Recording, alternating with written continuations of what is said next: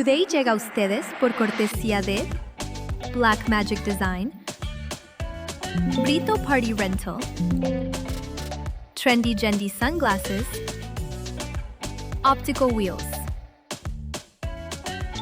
Ya tenemos todo listo en el estudio para comenzar nuestra transmisión de hoy con las más importantes noticias de Cuba y el mundo. Démosle la bienvenida a nuestro anfitrión, Agmar Grau. Muy buenas noches, gente buena que está llegando a esta emisión de hoy día, viernes 24 de julio. Señores, hoy es el cumpleaños de alguien, pero yo no recuerdo de quién.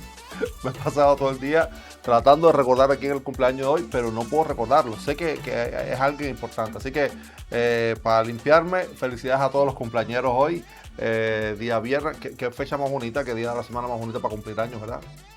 24 de julio, señores míos, viernes, y estamos enlazados en directo junto con la plataforma de Diario Las Américas en esta transmisión simultánea que hacemos todos los viernes y hoy de una manera muy especial. Tal como están las cosas, queridos míos, tal como está la ciudad, tal como están las redes, como diría nuestro apóstol, espantado de todo, me refugio en ti, y nos vamos a refugiar en los archivos, porque ya bastante fuerte vamos esta semanita. Señores, hemos abierto, se los prometimos, la amiga Iliana Labastida, directora de Diario Las Américas, nos permitió hurgar, abrir ese tesoro de archivos que tienen el Diario de las Américas y vamos a ver por primera vez la historia desde el otro lado. Teníamos mucho acceso y mucha información a cómo se contaron y se fueron viviendo todas las transformaciones que Fidel Castro trajo con su revolución comunista al inicio del año 59 y lo habíamos visto desde el lado de allá. Pocas veces tenemos la oportunidad de ver cómo se contó la historia desde el lado de acá. Y desde el lado de acá no siempre fue como pensábamos. Hoy vamos a estar repasando algunas de las portadas más interesantes, más importantes, los hechos detrás de las portadas y compararla con lo que se decía en Cuba. Hoy tenemos un programa de esos que yo disfruto mucho. Saben ustedes cuánto me gusta a mí pues estar hurgando en los archivos y también pues decirles las cosas, contar las cosas, estas anécdotas, estos chismes históricos que disfrutamos tanto aquí. Quiero agradecer desde el inicio a todos los amigos que están conectados con nosotros desde bien tempranito. Muchas gracias a toda la gente que está conversando, preguntándose por sus cosas y sus vidas y contándonos a nosotros también en el chat del canal. Muchas gracias. Bienvenidos a los que se están sumando desde la plataforma Diario Las Américas y también bienvenidos a los que desde Today pues nos siguen cada lunes, miércoles y viernes en riguroso directo.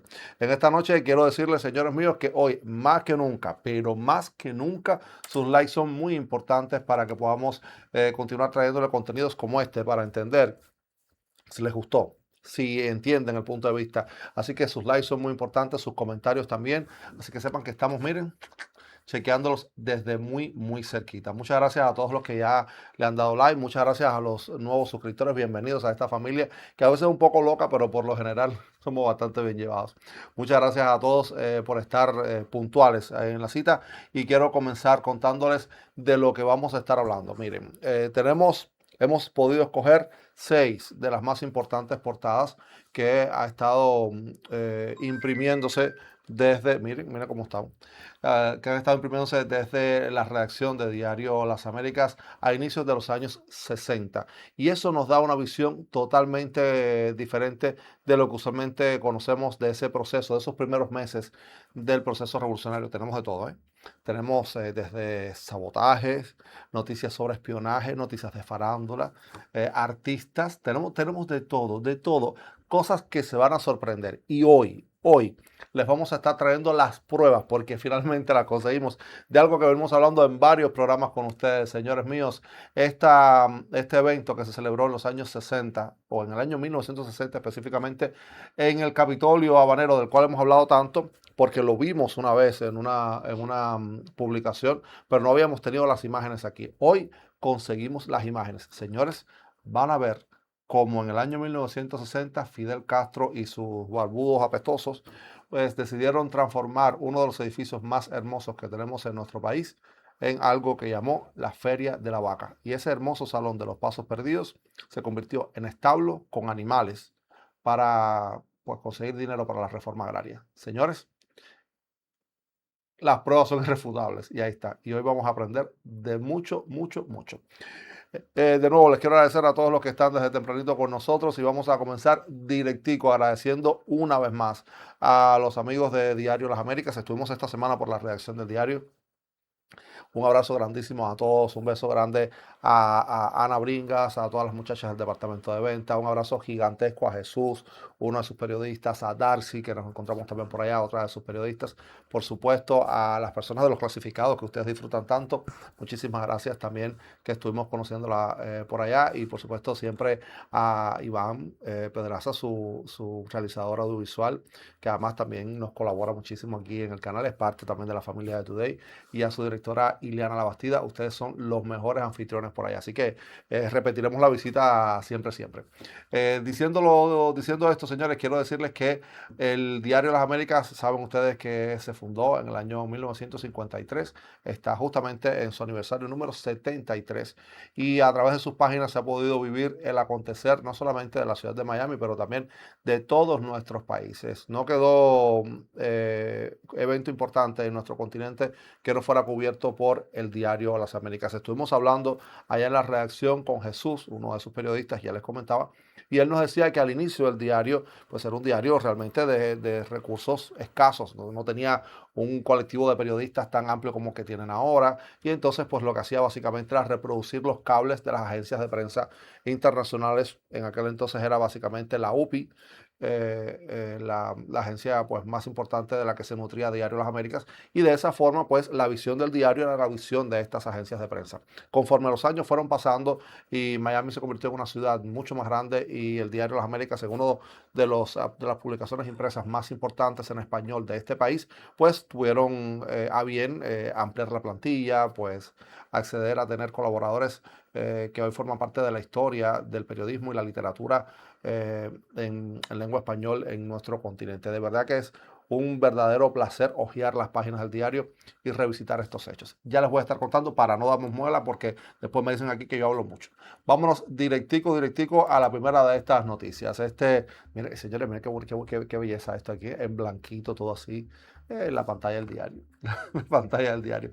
Vamos a comenzar, señores míos, con una de las portadas que más me llamó la atención cuando comenzamos a hojear el archivo. Imagínense repasar 73 años de un periódico que se emitía a diario. Esta portada, a ver si yo desde aquí hasta allá puedo saber.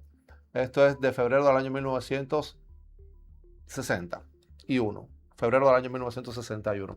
Aquí, pues en este titular de Diario de las Américas, primera página, 8 columnas, dice: propone La Habana reanudar negociaciones con los Estados Unidos. Desde el año 61 está en esa historia. Recuerden que las negociaciones o las relaciones habían terminado después que Fidel Castro decidió confiscar todas las propiedades norteamericanas. Pero ese no es el titular que más nos interesa en esta portada. Nos fuimos y nos enfocamos directamente en el segundo titular a la izquierda. Intervención de propiedades de Barletta incluye el diario El Mundo y la televisora Telemundo, porque saben ustedes cuánto nos interesa aquí, cuánto nos llama la atención la televisión de los años 50, y sé que ustedes también mucho, esa televisión que fue guía y que fue pues de alguna manera faro de todas las que vinieron detrás en nuestro continente. Sí, Amadeo Barletta, señores míos, les cuento y les leo el cuerpo de la noticia. Intervención de propiedades de Barletta incluye el diario El Mundo y la televisora El Mundo. Ahí pues puede usted ver esta nota en la cual se dice que el gobierno revolucionario del primer ministro Fidel Castro intervino anoche. Esperen un momentico porque esto no puede ser. Espérate. Porque es que no lo puedo leer. No lo puedo leer. ya los voy a leer ahora desde aquí. Ahora sí. Intervino anoche el diario El Mundo y la estación televisiva Telemundo, propiedad de Amadeo Barleta, poco antes de la medianoche. Todas las otras propiedades de Barleta que el gobierno ha incautado valen unos 40 millones de dólares de la época, cerca de 300 millones a día de hoy. Fueron intervenidas por el gobierno el domingo en la noche. El director del diario El Mundo, Raúl Agoncé, que es quien aparece en la foto, y el subdirector Jorge Martí renunciaron inmediatamente. El diario y la estación de televisión fueron intervenidos por el ministro de Recuperación y Propiedad Robada. Barleta negó la aseveración del gobierno de que se benefició injustamente de su vinculación con el derrocado expresidente Fulgencio Batista y los jefes de su gobierno. El diario El Mundo es el segundo periódico que se apoderó del gobierno de Castro en este año. El mes pasado el ministerio mencionado se apoderó del diario independiente Avance, después de que su propietario, el director Jorge Zayas, huyó a Estados Unidos. El gobierno designó interventor del diario El Mundo a Guillermo Santiesteban, que es administrador del vespertino gobernista La Calle. La Calle, que además era uno de los periódicos de mayor circulación en su momento. A ver, vamos y nos movemos. Uno de los diarios de mayor circulación, sobre todo en la capital. Era un diario que tenía una circulación más enfocada en las capitales de provincia, pero sobre todo en la capital habanera, y además tenía una vamos a decir, una proyección bastante anti todo. Ellos iban contra todo lo que se le metiera en el medio, iban contra el gobierno, contra lo que fuera. Este diario La Calle, director de este diario La Calle, pues fue justamente quien decidiera o quien fuera el interventor y quien fuera a regir los destinos del diario El Mundo de ahí en adelante. Ningún editorial ni aviso comercial podrá publicarse, dice la nota de Diario Las Américas, en el periódico sin su aprobación. Santiesteban se negó a publicar como noticia y hasta ahora como aviso pagado ni siquiera la declaración en la que Amadeo Barleta niega todas las acusaciones hechas por el gobierno en su contra el domingo pasado. Barleta, que es ciudadano italiano, y su hijo, que lleva el mismo nombre de nacionalidad norteamericana, eran presidente y vicepresidente respectivamente de El Mundo. El director de programas de la emisora Telemundo, José Pérez, renunció y el gobierno nombró interventor a José Rodríguez Méndez. Con esta medida, el gobierno se apodera por primera vez de un periódico desde la primera época revolucionaria y aumenta así el número de órganos periodísticos con que cuenta hasta 7, además del diario comunista Hoy, que lo apoya por entero. Ahora, además de El Mundo, el gobierno tiene a su disposición Revolución, Diario Nacional, Diario Libre, Combate, La Calle y Avance. Quedan así solo 6 diarios independientes: el Diario de la Marina, El Crisol, Información, Excelsior, Prensa Libre y El País. Y señores, eso sucedía el 1 de junio de 1960. Imagínate tú. Después, no era el 1 de julio de 1960. Eso pasó. Emilio, el otro día vi un Cadillac. Eso pasó en el 61. Después ya vieron, señores, no quedó un títere con cabeza. Básicamente nos quedamos con uno solo. Yo quiero decirles, porque a veces se nos pierde en las noticias, en la historia, los nombres de las personas que estuvieron manejando los destinos de nuestro país, los nombres de las personas que estuvieron manejando los negocios, que hicieron crecer y florecer esa famosa clase media cubana, esa burguesía cubana. Amadeo Barleta tiene una historia súper interesantísima. Nació en un pueblo muy pequeñito de Italia, emigró hasta República Dominicana, en Santo Domingo construyó pues un dealer de autos, luego se peleó con Trujillo, regresó o se vino a Cuba. En Cuba fundó Ámbar Motors. Ámbar Motors es justamente, no es por ámbar, por el color, sino por las iniciales de su nombre y su apellido: AM por Amadeo y BAR, Bar por Barleta, por eso se llama Ámbar Motors. Este dealer, que además fue la primera concesionaria fuera de los Estados Unidos que permitía vender autos de la compañía General Motors de aquí de los Estados Unidos. La primera concesión la tuvo Amadeo Barleta, y justo a eso también pues adquirió el diario El Mundo, y luego con el avance, el impulso de la televisión, pues fundó el canal 2 Telemundo, justo ahí en la esquina de Pei 23. Ámbar Motors se encontraba donde hoy se encuentra el Ministerio de Comercio Exterior, en la esquina de Infanta y 23, Infanta y Malecón, 23 y Malecón, ese edificio verde, y ahí también pues estaban ubicados los estudios de Telemundo Canal 2 y hoy ocupan los estudios del Canal Educativo 2 en la hermosísima isla de Cuba. Pero más de la historia de Amadeo Barleta se lo van a contar estos dos amigos que están conversando acerca de quién fue Amadeo Barleta. Miren. Emilio, el otro día vi un Cadillac del 56, una belleza, y alguien me dijo, ese carro me recuerda a Amadeo Barleta. La verdad, me dio pena, porque no tenía idea de quién estaba hablando. ¿Quién era? No tienes por qué sentir pena. Hoy casi nadie recuerda ese nombre, pero hubo un tiempo en que era imposible caminar por La Habana sin encontrarte con alguno de sus negocios. ¿Tan importante fue? Déjame responderte con una pregunta. Si un solo hombre fuera dueño de una empresa de automóviles, de un banco, de un periódico y de un canal de televisión, ¿te parecería un personaje importante? Más que importante, me parecería imposible. Pues existió, y se llamaba Amadeo Barleta. Espere, ¿todo eso era de un solo hombre? Ambar Motors, el Banco Atlántico, el periódico El Mundo y el Canal 2. Todo formaba parte del mismo imperio. ¿Y cómo alguien llega a construir algo así? No empezó en Cuba, ni siquiera empezó siendo rico. Nació en un pequeño pueblo del sur de Italia. Como tantos inmigrantes de aquella época, cruzó el océano buscando una oportunidad y la encontró primero en la República Dominicana. ¿Y ahí empezó todo? Fundó Santo Domingo Motors, entró en el negocio del tabaco y terminó enfrentándose al hombre que casi nadie se atrevía a desafiar, Rafael Leónidas Trujillo. Eso no pudo haber terminado bien. No, terminó en la cárcel. Pero entonces ocurrió algo extraordinario. Benito Mussolini presionó para lograr su liberación, y al mismo tiempo, Estados Unidos también presionaba a Trujillo. Dos gobiernos completamente distintos, intentando sacar al mismo hombre de prisión. Ya desde ahí parece una película. Y todavía no hemos llegado a Cuba. Entonces, ¿por qué decidió venir precisamente a Cuba?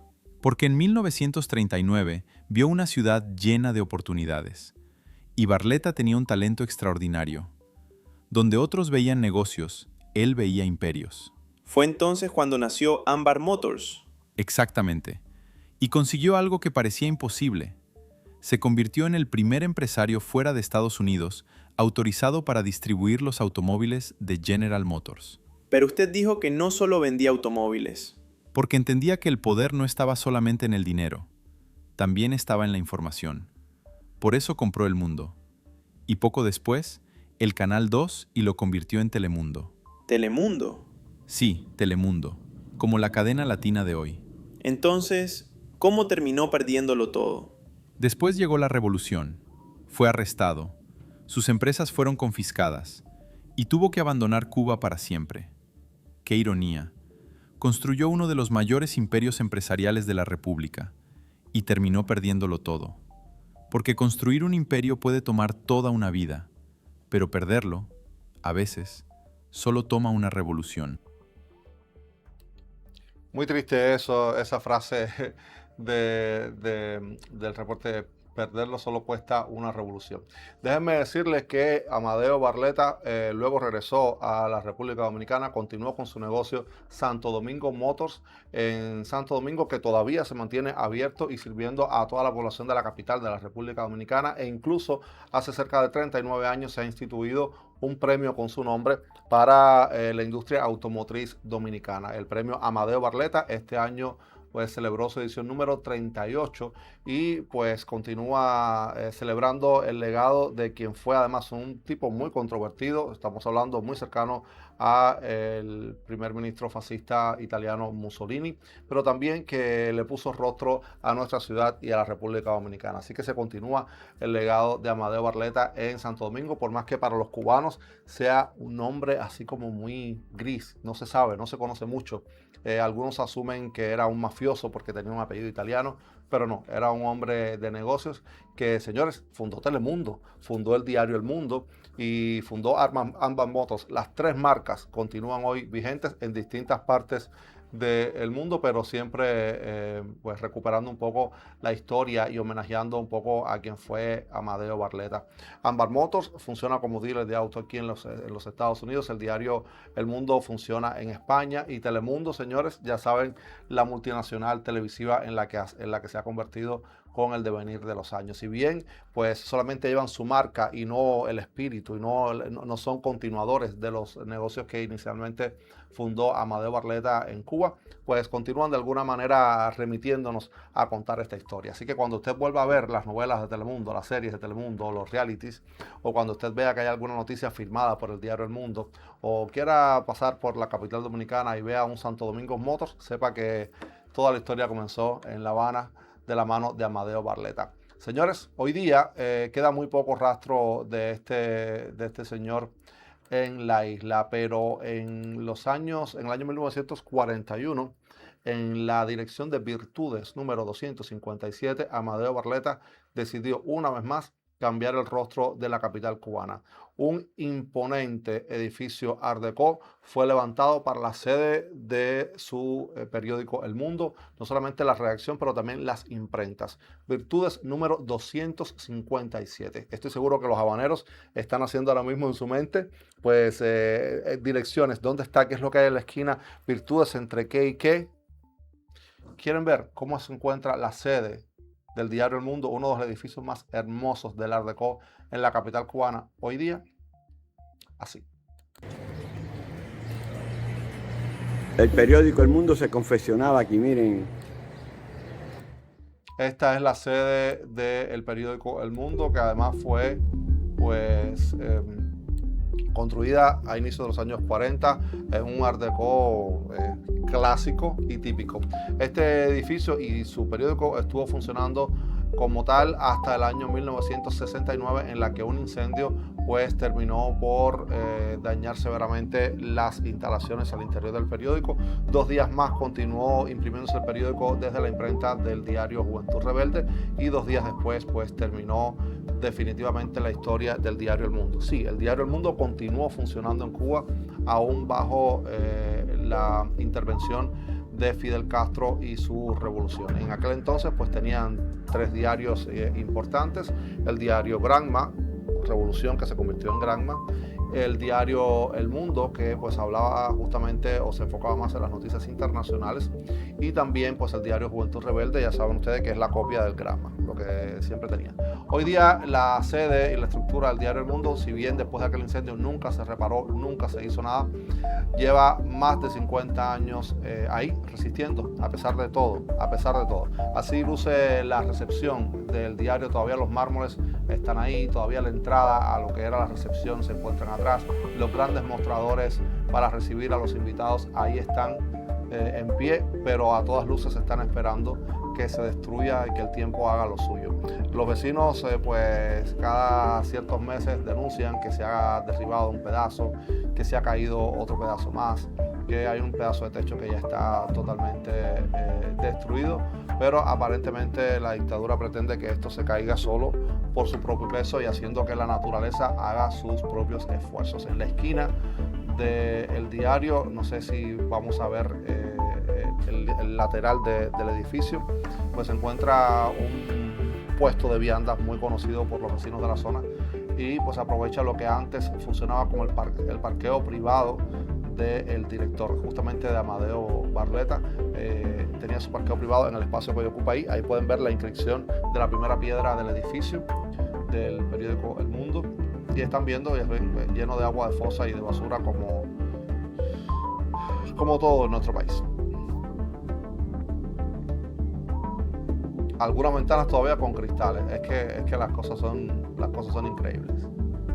En ese espacio, que era el espacio justamente del parqueo privado que tenía el director del diario y el dueño, Amadeo Barletta, ahí ahora se encuentra un puesto de viandas.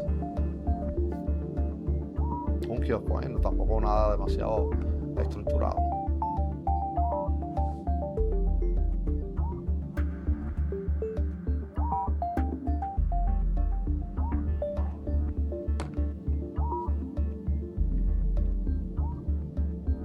Pues así está la sede o lo que va quedando de la sede de uno de los diarios más importantes de nuestro país. En su época de esplendor, pues se le llamaba al diario el diario de los hogares cubanos, porque tenía una tirada inmensa y era uno de los preferidos de nuestra gente en su época. Así vamos, señores, y así vamos a estar utilizando esta noche pues los poderosos archivos de Diario Las Américas combinados con los poderosos archivos de Today para contarles estas historias que primero aparecieron en la primera plana de estas ediciones impresionantes de Diario Las Américas, que está cumpliendo 73 años.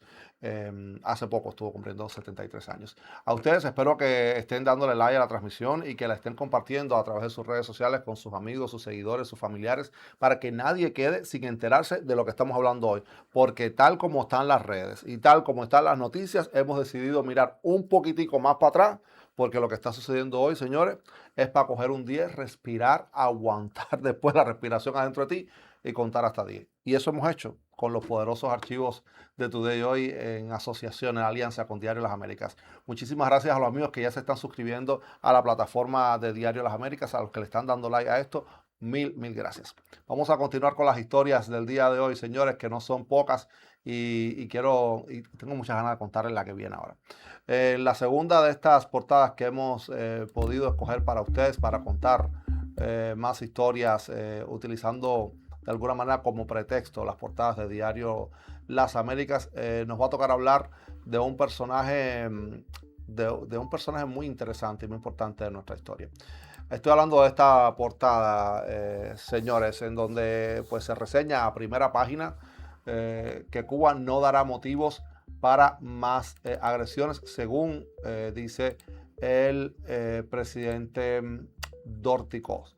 No es de Dorticós justamente de quien yo quiero hablarles en esta ocasión. Miren un poquitico más abajo el titular que dice: el expresidente Carlos Prío Socarrás discrepa de Antonio de Varona. Y ahí es donde me voy a detener. Señores, el expresidente Carlos Prío Socarrás en esta portada del 1 de junio de 1960 se encontraba en Cuba.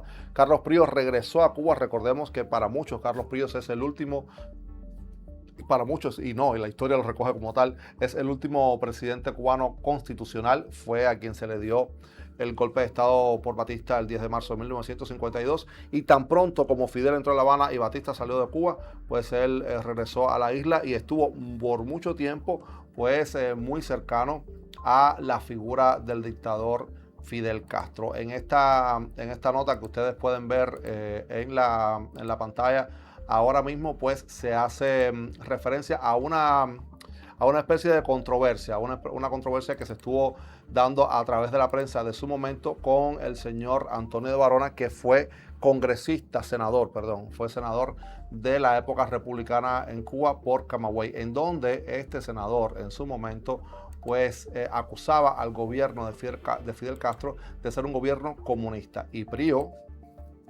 más perdido que la leche en polvo, decía que no. La nota decía: el expresidente Carlos Prío Socarrás se manifestó hoy en desacuerdo con la opinión de Manuel Antonio de Varona, dirigente del Partido Revolucionario Cubano, Los Auténticos, que el gobierno de ese país es comunista, y expresó que a su juicio Fidel y Raúl Castro y Ernesto Guevara tratan de instaurar, en fin, ahí me perdí un pedacito. Dice que no considera ciertas sus afirmaciones en cuanto a la ubicación política del doctor Fidel Castro y los comandantes Raúl Castro y Ernesto Guevara. Estimó que tratan de instaurar en Cuba un régimen nacionalista independiente de toda otra influencia. Esta es la segunda vez que en 48 horas que el expresidente Carlos Prío, escuchen, 1960, apoya abiertamente al gobierno de Castro. La primera fue el sábado último, durante una ceremonia en recuerdo de hace 3 años a raíz de una intentona de desembarco financiada por Prío Socarrás y efectuada en el yate Corintia. En esta oportunidad, Prío respaldó plenamente la orientación que Castro ha dado a la revolución y exhortó a la unidad de todas las fuerzas. Varona, que se exilió voluntariamente hace pocos días, hizo esas declaraciones el sábado pasado en Caracas, Venezuela. Prió, al leer la noticia de ellas, dijo: ignoraba que el doctor Manuel Antonio de Varona estuviera exiliado. Por otra parte, no consideró ciertas sus afirmaciones en cuanto a la ubicación política del doctor Fidel Castro. En esta oportunidad, Prió respaldó plenamente la orientación que Castro le ha dado a la revolución. Ahí va Carlos Prió, dando lo mejor de sí. En el año 1960, señores, cosas como esta pasaban. No lo tenía todo el mundo tan claro como lo podemos ver ahora. Recuerden, señores, sobre todo que no hubo un interruptor, no hubo algo que dijera a partir de aquí son buenos, a partir de aquí son malos. La cosa fue moviéndose y conforme fue moviéndose, pues comenzaron las personas a ir descubriendo de qué pata cojeaba Fidel Castro. Carlos Prió, que además de ser el último presidente constitucional que tuvimos en nuestro país, el último que ganó por sus elecciones, perteneciendo por supuesto a los gobiernos auténticos, llamado el presidente cordial también, y además que fue el primer presidente que entendió que su imagen podía llevarlo a la presidencia. Fue el presidente que inauguró la televisión en Cuba, fue un presidente además con unos aires de galán de telenovela. Pues lo vemos aquí desde Palacio Presidencial justamente el día que se inauguró la televisión en la isla, que para los que no se enteran, no fue la CMQ la que la inauguró, fue justamente Unión Radio y Televisión quien dio el palo en octubre de 1950. Y este era Carlos Prió. Miren estas imágenes que son históricas y únicas.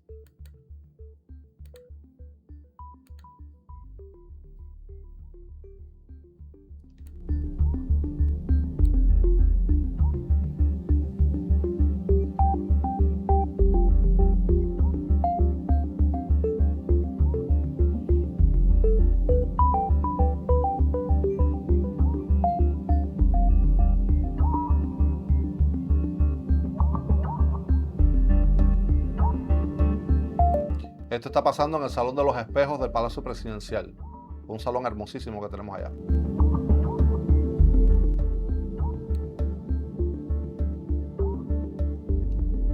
Ahí llega Carlos Prió.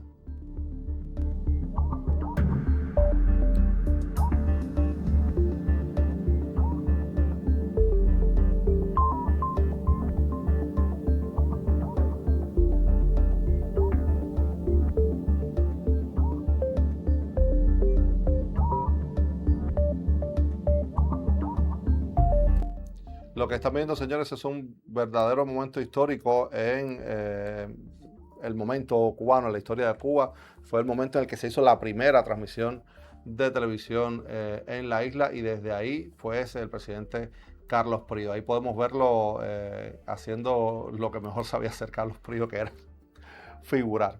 Señores, Carlos Prió, poco después de esa portada, pues emigró a los Estados Unidos. Salió hacia España diciendo que se iba de vacaciones y viró para Miami y nunca más regresó. Desde entonces, pues se convirtió en un activo activista, como estoy hoy viernes, señores míos, como estoy hoy, en un activo luchador por la democracia en nuestro país, y denunció el gobierno de Fidel Castro siempre que tuvo oportunidad. En el año 1977, justo en el mes que yo nací, en el año 1977, en abril, Carlos Prió se suicida en su casa de Miami Beach. Señores, las imágenes que tenemos ahora son del momento en el que llega aún con vida al hospital y luego le informan a sus familiares, hijas, hermanas, que perdió la batalla. Son imágenes fuertes, pero aquí están, recogidas por la televisión de Miami de aquel entonces. La hija de Firlo, María Antonieta, recibió la noticia con mucho dolor. Ella fue una de más de 20 familiares y amigos que corrieron al centro médico Mount Sinai tras enterarse del suicidio. La otra hija de Firlo, María Elena Durán, estaba tan impactada que tuvieron que sacarla en silla de ruedas. No podían creer lo que había sucedido. No podían entender por qué había pasado. 3 cirujanos trabajaron febrilmente durante 1 hora para salvar la vida del expresidente cubano, pero murió durante una operación en la sala de emergencias. El policía de Miami Beach, Edward Ávila, dijo que intentó hablar con Flirio camino al hospital. Él no respondió. Solo asentía con la cabeza, sí o no. ¿Qué le preguntó? Le pregunté si alguien le había disparado. Dijo que no. ¿Qué más, señor? Yo. Le pregunté si se había disparado y dijo que sí. ¿Dijo por qué? No, no lo dijo. No podía hablar en absoluto. ¿La familia sabe por qué? ¿La familia sabe por qué? No, no lo saben en este momento. El jefe del Partido Demócrata Estatal, Alfredo Durán, Es el... yerno de Flirio. Román Peña conocía a Flirio desde hacía 25 años porque ambos habían sido miembros del Partido Revolucionario Cubano. Lo que dice Firio es que en la traducción, el reportaje está en inglés, la traducción, pues no entendieron Prio y somaron un Firio o algo así. Es justamente el expresidente Carlos Prio. Cosas de las traducciones automáticas. No hay manera de describir lo mal que nos sentimos al respecto, ¿sabe? Porque él era la bandera de la libertad en nuestro partido y en la comunidad cubana. Otros, incluida la hermana de Flirio, estaban demasiado impactados para comentar. Un amigo de la familia dijo que los familiares no quieren hablar del tema ahora. Solo quieren estar solos. Bob Kaplitz, Channel 4 News, Miami Beach. No tengo comentarios en este momento, solo que el doctor falleció, alrededor de las 9:30 de hoy y no sé nada más por el momento. Haré algunos comentarios más adelante. Esto debe ser algo terrible. Sin duda lo es. ¿Es algo realmente terrible? ¿Estaba deprimido de alguna manera? ¿Había alguna razón por la que pudiera haberlo hecho? No lo creo. Lo vimos hace no mucho tiempo y se veía en muy buen estado. No sé qué pudo haber pasado, pero como dije, no sabemos con certeza qué ocurrió. ¿Qué ha estado haciendo últimamente? ¿Cómo ha estado ocupando su tiempo? Oh, bueno, él siempre se mantenía ocupado. Verá, él siempre estaba ocupado con la situación cubana, Así se reportó en aquel entonces el lamentable incidente de que Carlos Prio Socarrás muriera de una manera de suicidarse, básicamente. Se suicidaba en su casa de Miami Beach. Su casa de Miami Beach, que hoy está valorada en $2.5 millones, está fuera del mercado en la calle Alton Road, pero que si usted es de los curiosos, así como somos nosotros, le gustaría saber dónde vivió nuestro último presidente constitucional aquí en la ciudad de Miami, aquí les tengo fotos de la casa donde lamentablemente se suicidó, en el garaje de la casa de Miami Beach. Es una casa de 6 cuartos, 5 baños, una hermosísima piscina y también pues una habitación o una pequeña casa de huéspedes en el jardín, separada de la casa principal. Esta casa, que se encuentra, ya le digo, en la calle Alton Road, aquí en la ciudad de Miami Beach, pues fue la última vivienda del expresidente Carlos Prio Socarrás, que fue además nuestro último presidente constitucional. Unos jardines hermosos y también pues bueno, por ahí tenemos una fuente y esta es pues la casa de huéspedes que se encuentra en la propiedad. Una propiedad, ya les digo, de $2.5 millones a día de hoy, pero que se encuentra fuera del mercado, no está a la venta. Pero esta casa, si le parece a usted muy hermosa, muy lujosa, muy espectacular, es para nada comparable con lo que Carlos Prio dejó en Cuba.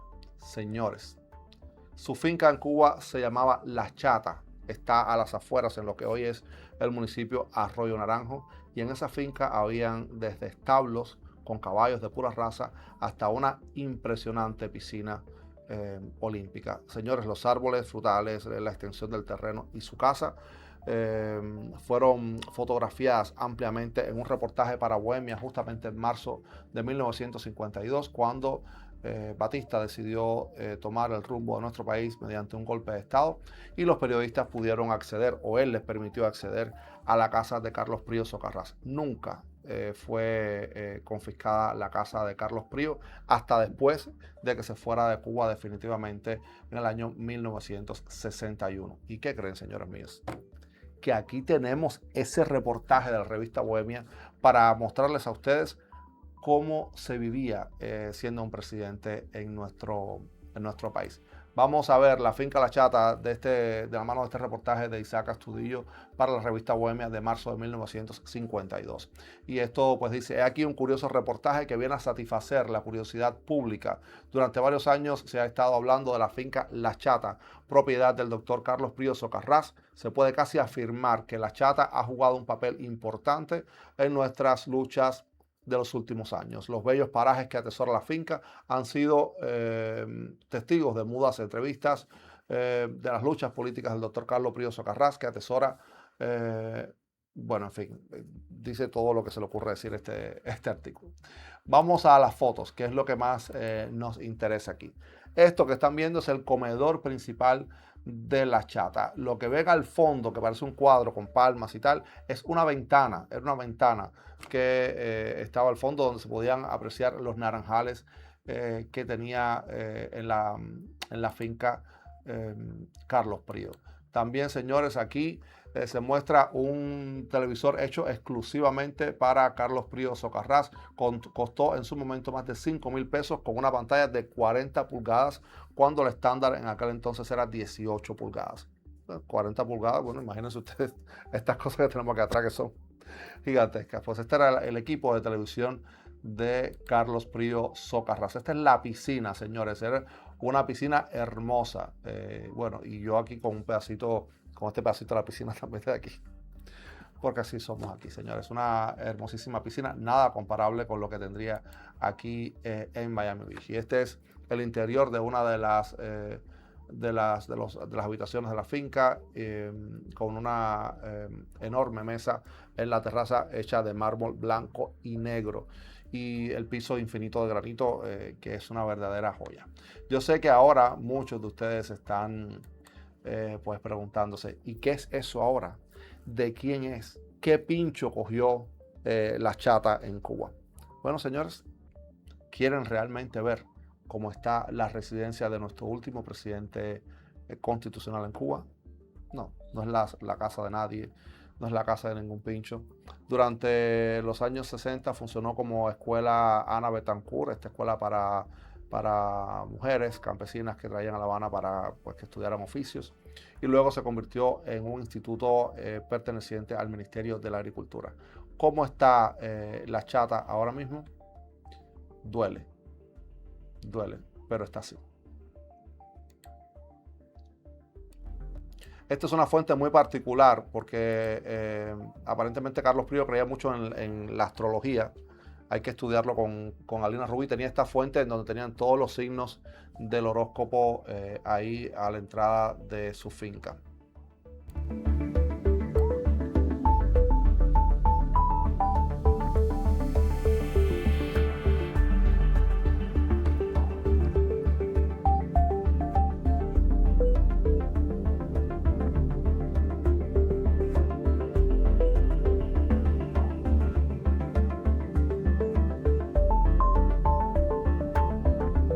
Esta es pues la casa principal, que ya les digo, se convirtió con el paso del tiempo en un instituto perteneciente al Ministerio de la Agricultura. Por lo demás se conserva tal cual.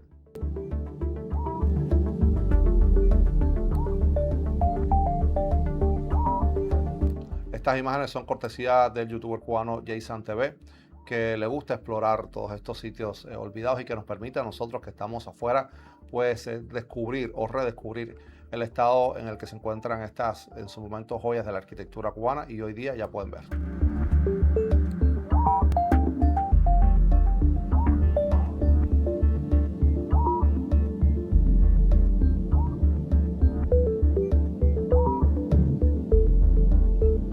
Esta es la entrada principal.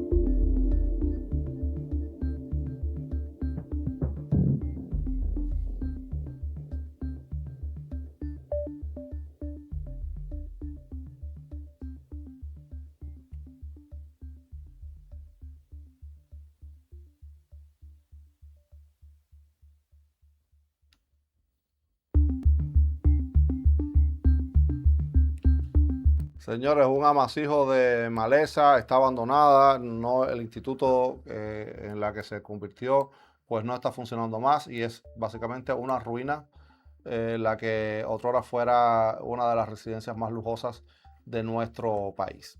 Así vamos.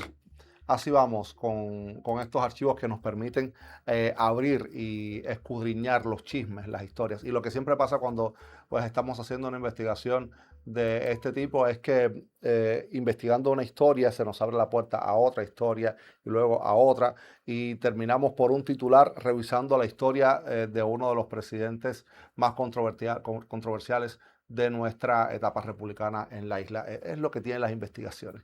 Uno empieza a buscar y buscar y buscar y así pasa. Es realmente fascinante a quien le guste. Me imagino que hay quien piensa que yo estoy loco y que deberían medicarme, pero no tanto. Bueno, a veces sí.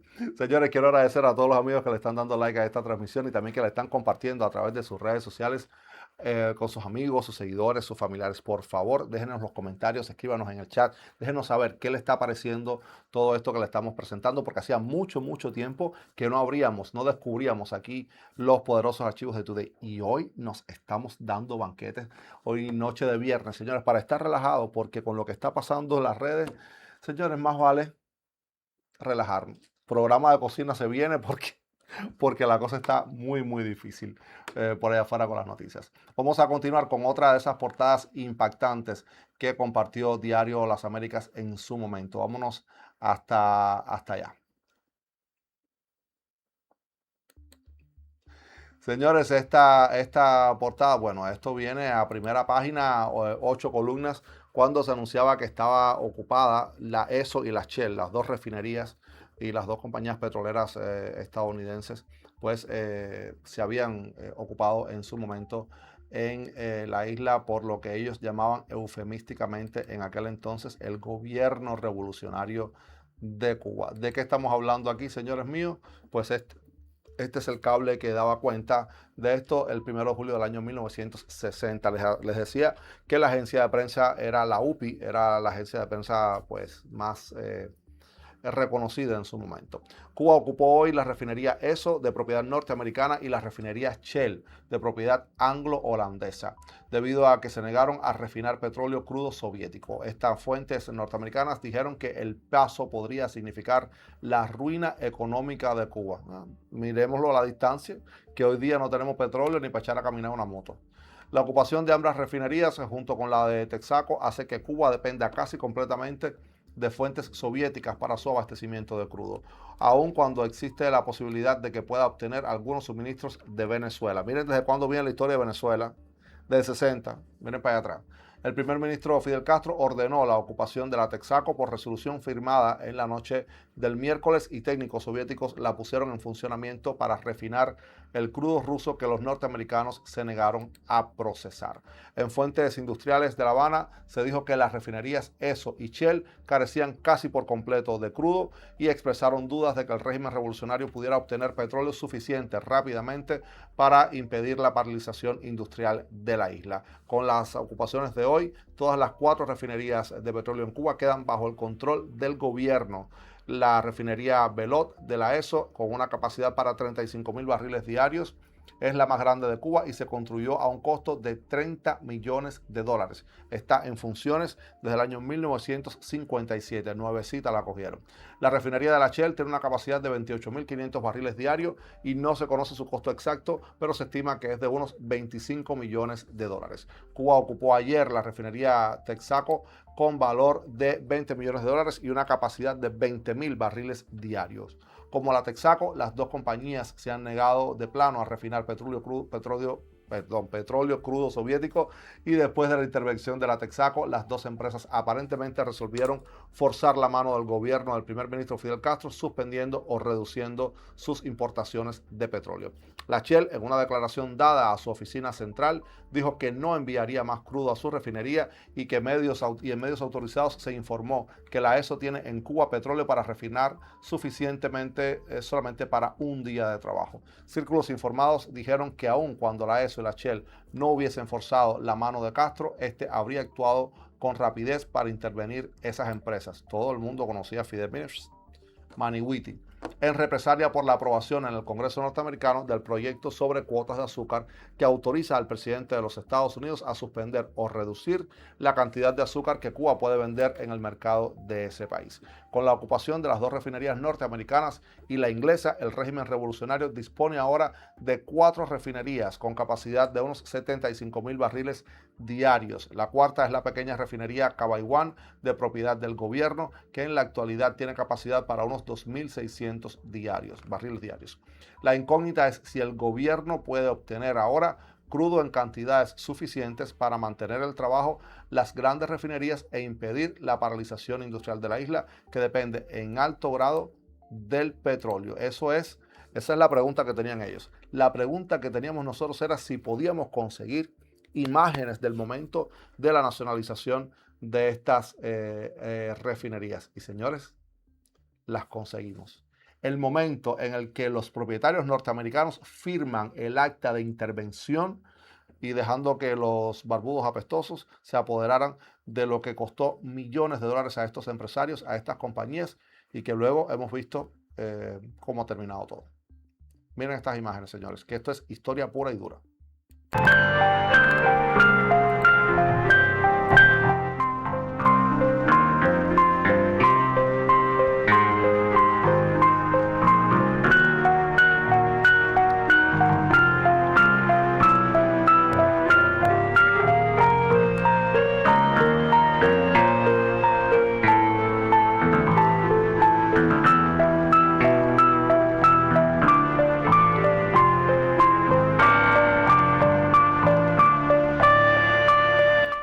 Son algunos de los dueños, los operadores, los directivos de la refinería. Ahí los milicianos.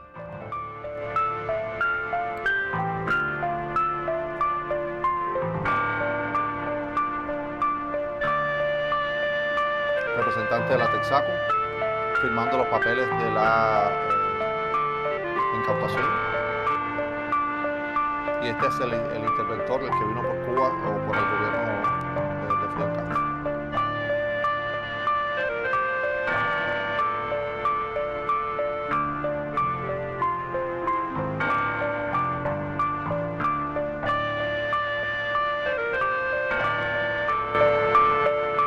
Esto es pura historia, señores míos, lo que están viendo ustedes. Este es el presidente de la Shell, también firmando los documentos de la intervención.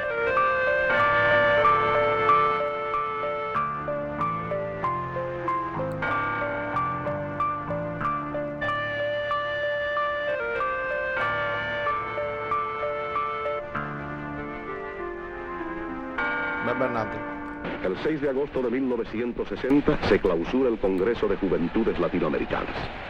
En esa ocasión, Fidel va a proclamar la nacionalización de todas las propiedades yanquis en nuestro país. En su afán de controlarlo todo. Fidel pierde por un momento la voz. Es una situación tensa. Más de 50 años de explotación imperialista van a terminar en esa histórica noche. Un ligero revés, sin importancia, porque se ha ido una voz por un momento, pero ahí está él y estará.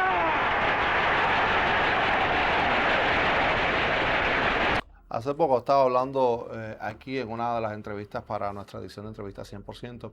Estaba hablando con un invitado interesantísimo que lo van a tener aquí muy pronto. Y nos decía que todos éramos responsables de lo que sucedió. No solamente ellos, no solamente Fidel Castro, Raúl, el Che, toda la gente que entró, sino todos, porque todo el pueblo le hizo creer a ellos que tenían el poder que tenían. Ellos tenían poder porque el pueblo se lo dio. No había de otra. Entonces, ver estas imágenes realmente nos permite entender cómo se vivían los años 60, cómo se vivieron esos primeros años de la revolución de Fidel Castro y por qué pasó todo lo que pasó. El pueblo estaba enardecido, el pueblo estaba cegado, el pueblo estaba en una especie de éxtasis con todo lo que estas personas publicaban, hacían, decidían, y no le decían que no a nada. Y llegaron a creerse ellos mismos que tenían tanto poder como el pueblo les decía. Y el poder envilece, el poder te convierte en una mala persona por lo general. Por eso después nadie quiere soltarlo. Y hoy, visto las cosas que estamos viendo hoy mismo en nuestra vida actual aquí en nuestra ciudad de Miami y también en Cuba, señores míos, esperemos que aprendamos de esto y que nunca más le dejemos sentir a nadie que tiene tanto poder como para convertir a nuestro país o a nuestra vida en la miseria de país de vida que tenemos ahora mismo en Cuba. Ojalá y aprendamos, pero me temo que... Se dispone la nacionalización mediante la expropiación forzosa y por consiguiente se adjudican a favor del Estado cubano en pleno dominio todos los bienes y empresas ubicados en el territorio nacional y los derechos y acciones emergentes de la explotación de esos bienes y empresas que son propiedad de las personas jurídicas nacionales de los Estados Unidos de Norteamérica u operadoras de empresas en que tienen interés predominante nacionales de dicho país, que a continuación se relaciona. Oigan la euforia, oigan. 1. Compañía Cubana de Electricidad. Hoy no hay luz. Todas las empresas de la compañía de teléfono. No hay teléfono. Todos los bienes, por supuesto, y empresas de la Texaco y de la ESO. No hay petróleo. La Sinclair. No hay gas. Y además, los 36 centrales azucareros que tenían. Y tampoco hay azúcar.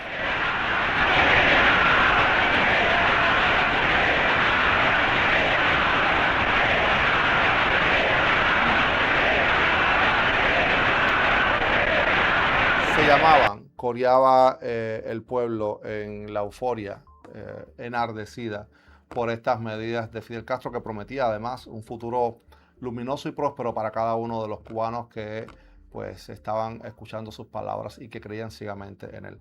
Aprendamos que para eso hacemos estos programas aquí. Ya le dieron like a la transmisión, ya le dieron like, porque lo que van a ver ahora todavía es peor, ¿eh? Lo que van a ver ahora es peor, porque si esta noticia pues habla de la intervención, el decomiso, el robo de grandes compañías, de grandes empresas, esto Fidel Castro lo implementó a lo mínimo, señores míos, incluso a las propiedades personales de cada uno. Y no me estoy refiriendo a casas, carros o negocios. Me estoy refiriendo incluso al anillo de compromiso suyo, o al relicario que le dejó su abuela, o a ese regalo de matrimonio que le habrá dado su amiga. También lo hizo Fidel Castro. En esta misma nota de Diario Las Américas, en la cual se reseña la confiscación de la Shell y de la ESO, pues también se relata, se cuenta cómo el gobierno de Fidel intervino ayer a la refinería de petróleo y también pues la compañía telefónica, la compañía eléctrica, la compañía de Texaco, y también, señores míos, cómo le hizo lo mismo a la señora Rosario Hidalgo Gato cuando se le decomisaron varias joyas por orden del Fondo de Estabilización de la Moneda cuando iba a tomar un avión de la compañía cubana de aviación el 1 de junio. Dicha medida se dispuso haberse infringido las disposiciones legales vigentes previstas en los apartados 1 y no sé cuál, vigentes promulgado por el decreto 22 de 28 de enero de 1958, en que reglas necesarias para preservar la existencia económica de la República mediante la prevención de actos que representen un daño social y bla bla bla bla bla bla bla bla bla que promueve el gobierno revolucionario cubano. Escuchen el inventario de lo que le retiraron a la señora. Un anillo de oro y brillantes, 10 brillantes. Un anillo de oro blanco de zafiro con 8 diamantes. Un anillo de plata de diamantes. Un anillo de plata sterling, 2 anillos de plata sterling con diamantes y zafiros. Un anillo de oro de 14 quilates con perlas. Un anillo de oro blanco con una perla y 12 diamantes. Un anillo de oro de 18 quilates con diamantes y zafiros. Un reloj Everly suizo con 4 rubíes. Un reloj de oro con diamantes. Un par de aretes con diamantes. Un anillo de oro con un topacio claro. Un anillo de oro con zafiros y 10 diamantes, y un par de aretes con 3 diamantes cada uno.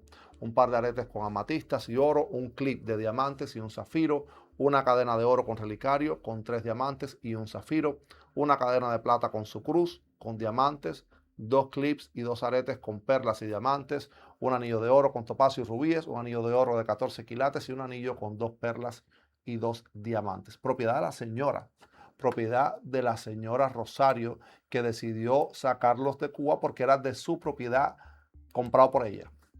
Rosario Hidalgo Gato se llamaba la señora que intentó llevarse eso y le quitó. Esto es apenas una anécdota, porque eso sucedía a diario varias veces con cada uno de los cubanos que salían de Cuba. Ayer mismo conversaba con una amiga y me estaba haciendo la historia de que su hermano pues había encontrado el anillo de graduación de su mamá de Cárdenas, que además vino desde Cuba, de los años principios de la Revolución, y que a su mamá solamente le permitieron sacar el anillo de matrimonio de ella, pero el solitario no se lo dejaron sacar. Se quedaron con el solitario cuando salió de Cuba en los años 60. Entonces, esto es algo que se vivía a diario en la isla y era parte de esa propaganda de que estamos luchando contra la burguesía que le ha robado los recursos al pueblo y tal y tal y tal. Total, luego hemos visto que ninguno, nada más que ellos, son los que pueden tener acceso a este tipo de prendas, joyas. Ya hemos visto cómo presume el Cangrejo en sus entrevistas de los lujos y las marcas que usa, o el otro anormal del Sandro Castro por allá. Y otros relojes que andan dando vueltas también por ahí, que hoy no, porque ya llevo la semana fajándome con todo el mundo y hoy no me voy a meter en esto. Los archivos y los likes de ustedes, importante. Una de las cosas que utilizó muy potentemente como propaganda Fidel Castro en su momento, no solamente el decomiso de las joyas y las prendas de los cubanos que decidían salir de Cuba, sino también cuando decomisó todos estos clubes privados que estaban en las playas de Marianao, lo que luego convirtió en círculos sociales obreros y hoy hemos visto cómo están. Miren cómo se ufanaba la prensa de la época del castrismo primario, pues en el robo de estos recursos, y luego decía que era para todo el pueblo.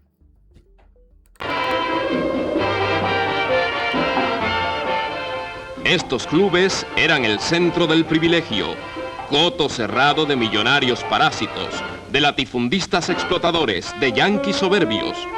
Aquí no podían entrar los cubanos pobres, los cubanos negros, los cubanos humildes. Ahora es de todos los cubanos y está abierto a todos los pueblos hermanos para que puedan disfrutarlo los trabajadores, los hijos y las esposas de los trabajadores. La juventud puede ahora desarrollar su capacidad física para crecer sana y fuerte. Ya han desaparecido todas las barreras del pasado y el pueblo se siente unido y feliz. Para los niños, un mundo mejor. Ellos no conocerán la injusticia, los prejuicios, el dolor de sentirse humillados. Para los niños hace la revolución esta obra, convertir los clubes exclusivos de los ricos en lugares de esparcimiento y felicidad de todo el pueblo. Para que la juventud se divierta.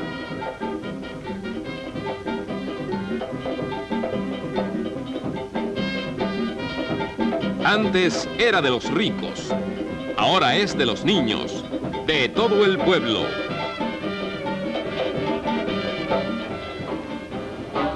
En una patria libre y feliz que lucha por la paz.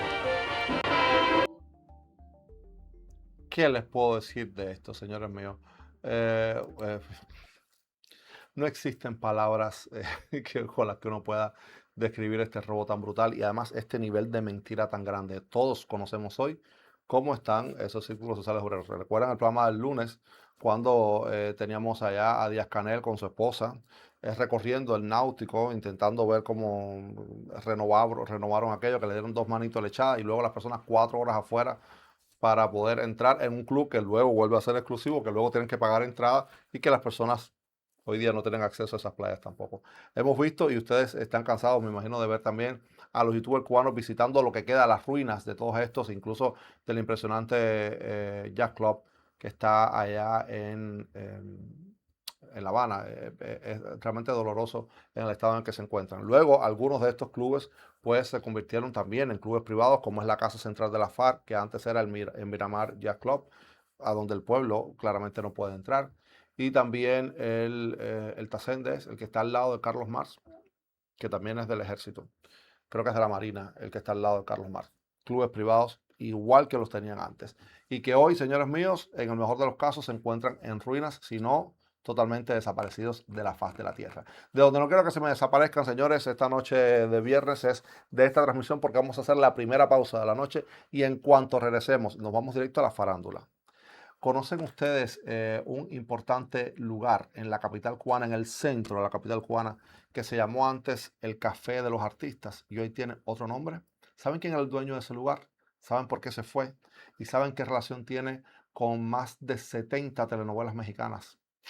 Les voy a contar cuando regrese. Y por supuesto lo que les prometí, la Feria de la Vaca en el Capitolio, Salón de los Pasos Perdidos, convertido en establo por Fidel Castro. Todo esto y un poquitico más cuando regresemos en esta transmisión tan especial que estamos haciendo en paralelo por las plataformas de Diario Las Américas y Today. Buenas noches a los que están llegando, bienvenidos y recuerden, su like es importantísimo. Ya vengo. Imagina un hogar donde cada rincón te envuelve en confort.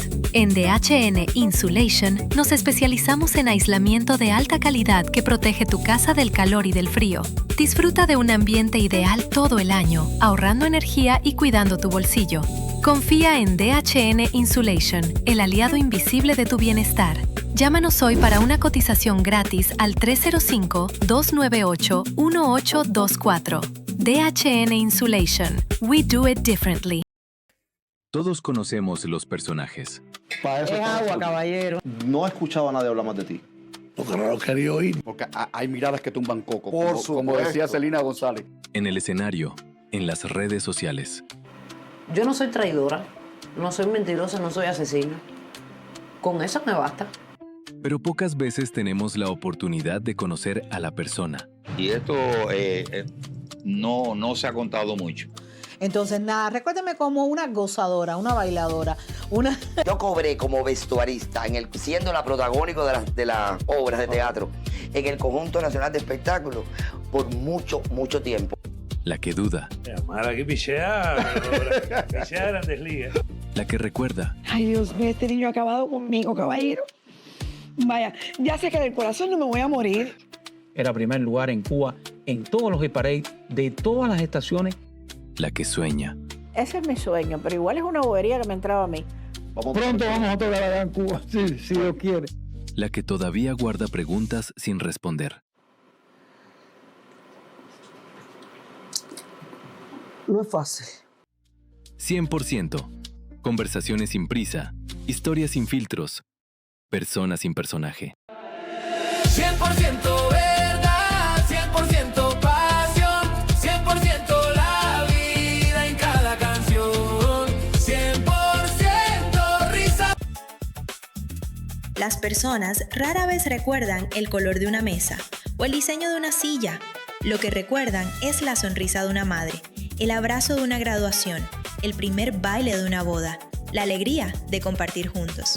En Brito Party Rental entendemos que cada celebración cuenta una historia. Por eso ponemos a su disposición decoración, mobiliario, carpas y todo lo necesario para convertir una ocasión especial en un recuerdo inolvidable. Brito Party Rental. Creamos el escenario, usted crea los momentos.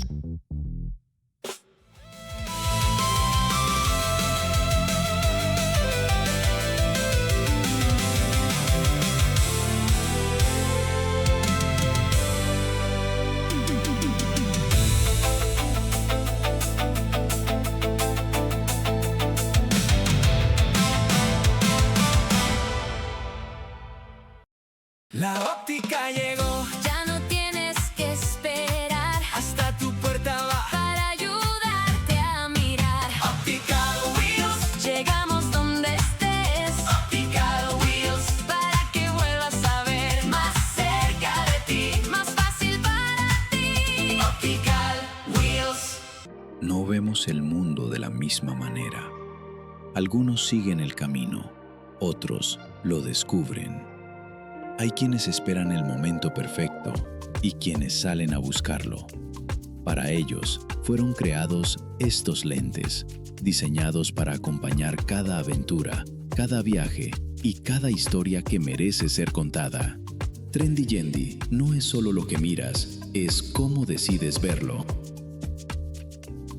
Tu voz, tu historia, tu día, tu voz.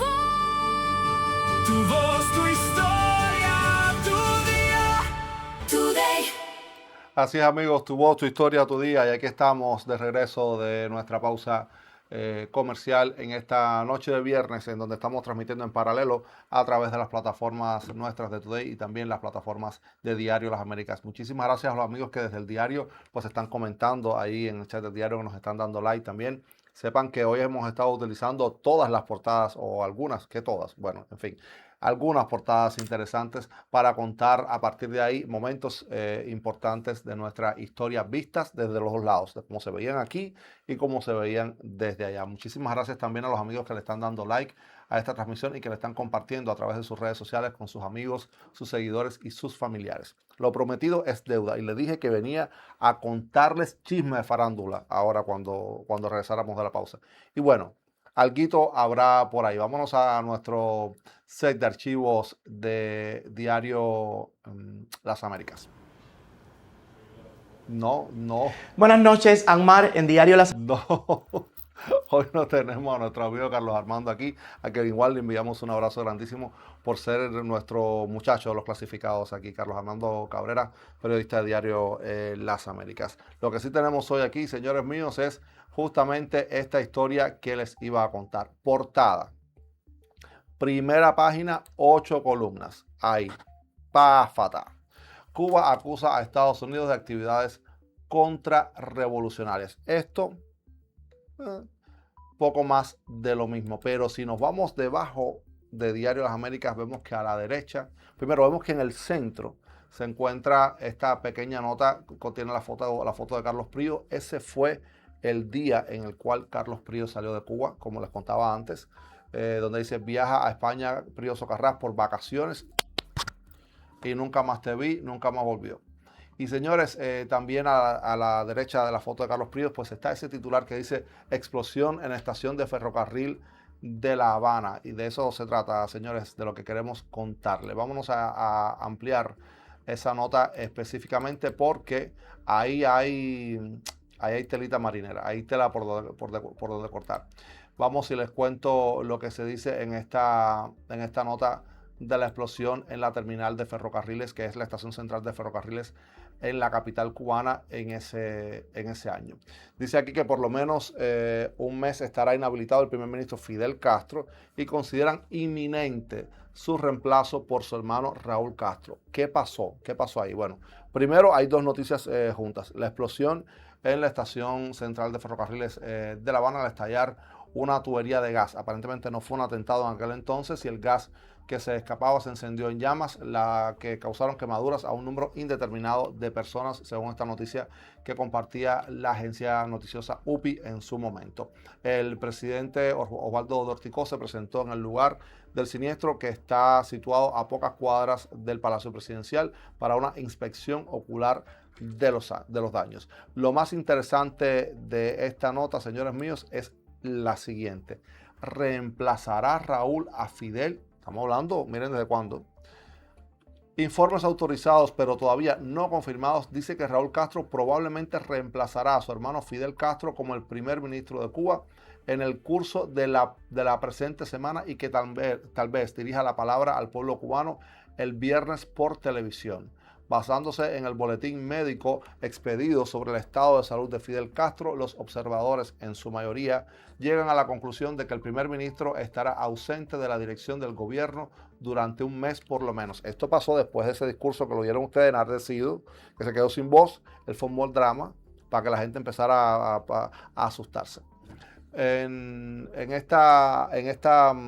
medio de esta vorágine y de esta especie de euforia que les decía, de este encantamiento que los cubanos tuvimos con Fidel Castro, pues incluso lo que luego él vilipendió malamente la Iglesia Católica, pues los católicos de Cuba se reunieron incluso para hacer una misa de acción de gracias por la salud de Fidel Castro. Señores, que lo que yo les cuento es poco, mira.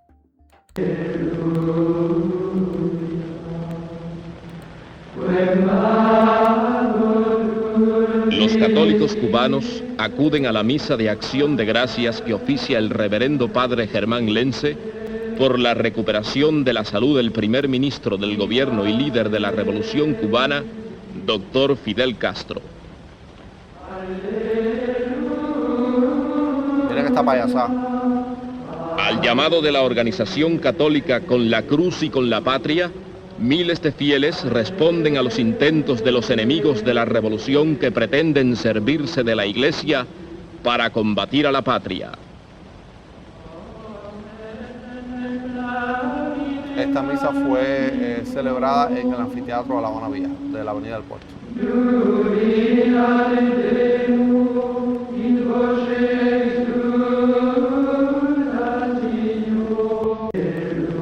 Ahí estuvieron, señores, ahí estuvieron. En esta nota también se detalla abajito, ahí, justamente, la salida del país, el asilo del país en Estados Unidos, de uno de los actores más queridos de la televisión, la radio, el cine y el teatro cubano. Se trata justamente de Otto Sirgo, padre de ese otro Otto Sirgo que estoy seguro que ustedes conocen muchísimo de las telenovelas mexicanas, que lleva su mismo nombre y con una trayectoria de cerca de 60 años en la televisión mexicana. Pues el hijo de Otto Sirgo, ese actor bayamés, de Bayamo era. Otto Sirgo, nacido en el año 1919, se decía en esta nota que había pedido asilo político. Una declaración dada a la publicidad hoy, dice la nota, el conocido actor de la televisión Otto Sirgo, ahora asilado en la Embajada de El Salvador, dice que no comprende por qué se le ha acusado de contrarrevolucionario. Sirgo fue expulsado el sábado en la noche de la Asociación Cubana de Artistas por haber estado presente en la catedral el 17 de julio último, cuando se produjeron los disturbios en que los manifestantes gritaban Cuba sí, Rusia no. Otto Sirgo decía: no he conspirado ni hablado nada contra el gobierno, he respetado todas sus leyes, no he protestado contra los insultos y atropellos que he recibido en los últimos meses. ¿Por qué soy contrarrevolucionario? ¿Por qué soy católico? Porque llevo a mi madre en mi automóvil a la catedral y a todas las iglesias de La Habana, porque creo en Dios sobre todas las cosas. Lo siento mucho, pero no puedo ni quiero cambiar. Este domingo el diario Revolución acusó a Otto Sirgo en su edición del 18 de julio de ser un conocido aliado de la contrarrevolución que compartió el júbilo que les producían esas anticubanas manifestaciones en la catedral. Antes de la votación por la que el sábado se expulsó a Sirgo y que tuvo un resultado de 81 contra 3, un productor de televisión atestiguó que el actor había pedido permiso para salir del país. Otto Sirgo, para muchos de ustedes es un rostro poco conocido, a pesar de que trabajó en una veintena de películas al lado de todo el mundo. Señores míos, y cuando digo trabajó, digo protagonizó más de una veintena de películas allá en Cuba. La causa, el momento en el cual Otto Sirgo pues decidió salir de Cuba, quedó registrada en una foto tristemente. Señores, en este momento que están viendo ustedes acá, este es el actor Otto Sirgo. Aquí estaba siendo citado para una entrevista en La Cabaña junto con más de una docena de actores y cantantes de su momento, algunos muy populares en Cuba en aquel entonces. Logró salirse de La Cabaña poco después, defendiendo a ultranza su inocencia, y a partir de ahí decidió que había que salirse de Cuba. Otto Sirgo, que además contaba, ya les digo, una carrera que comenzó en teatro, continuó con la radio e inauguró la televisión como uno de los rostros más conocidos de la televisión cubana de los años 50, decidió entonces terminar con eso, porque 80 y tantos de sus compañeros y solamente 3 decidieron que tenía que estar fuera. Sus compañeros, sus colegas con los que había trabajado tanto. A eso me refería con mirar para el otro lado y esa especie de encantamiento que tenían todos los cubanos en los años 60. Otto Sirgo además era el propietario y había creado un importante café en La Habana que se llamaba Café de los Artistas y que quedaba justamente frente por frente al Hotel Habana Hilton, en su momento hoy Habana Libre, y que hoy todavía existe este café. Este es el edificio del principio de los años 40 que se encuentra frente a La Habana Libre o Habana Hilton, y ahí abajito a la izquierda de la entrada principal se encuentra el restaurante que todos ustedes conocen por Bulerías, se llama Bulerías hoy día, y justamente ahí ese era el Café de los Artistas, un lugar bohemio en donde no había más iluminación que velas estancadas sobre botellas de vino y donde se reunía toda la bohemia de la época. Al estar a par de cuadras de la propia sede de CMQ, pues era muy fácil ver en este lugar a todos los artistas más reconocidos de su momento. Este lugar, y es una pena que no haya podido encontrar qué pasó con esto, le estoy diciendo, tenía este mural, y este mural es muy particular. Este mural que se encontraba en el Café de los Artistas, pues se encontraba a manera de caricatura algunos de los más importantes rostros de la televisión de su momento, y fue hecho por el actor, humorista, imitador de los años 50, Armando Roblán, que hizo una carrera importantísima en Puerto Rico porque también fue expulsado de Cuba y así, a su vez hacía caricaturas. De hecho, Armando Roblán comenzó su carrera en la televisión cubana haciendo caricaturas rapidísimas de un personaje que estuvo invitado en el estudio y llegó a tener su propio programa de televisión. Luego marchó a Puerto Rico y también pues hizo una carrera importantísima en Puerto Rico. Pues Armando Roblán en este mural ha dejado constancia de sus conocimientos pictóricos. En dicho mural puede reconocerse caricaturizados conocidas figuras de la escuela de televisión y la farándula teleradial de izquierda a derecha: Gerandi y Caballero, Gaspar Pumarejo, el ingeniero Barquín, Clara Romay, Mr. Televisión 1957,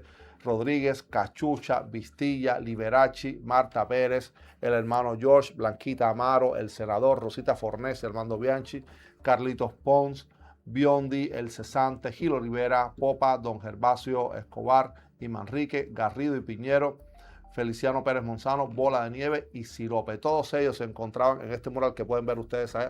Ahí está Vitola también, ¿no era? La que está por ahí atrás.